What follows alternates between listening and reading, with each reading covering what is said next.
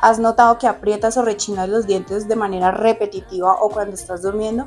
Quédate y te explico las complicaciones. Esto se llama bruxismo o también llamado enfermedad silenciosa. Se trata de un trastorno y una forma en la que el cuerpo descarga tensiones. No es peligroso, sin embargo, puede ser el causante de dolor en la mandíbula, en los oídos y dolor de cabeza. Sin embargo, no todo es malo, existe un procedimiento para tratarlo. La toxina botulínica, también conocida como Botox, nos permite tratar esa patología, relajando los músculos maxilofaciales y dando un aspecto así de suavidad en el rostro. Podemos ver los resultados en 15 días y pueden durar hasta 6 meses. Es un tratamiento eficaz y de rápida aplicación. Si crees que tienes bruxismo, guarda este video y déjanos un mensaje para más información.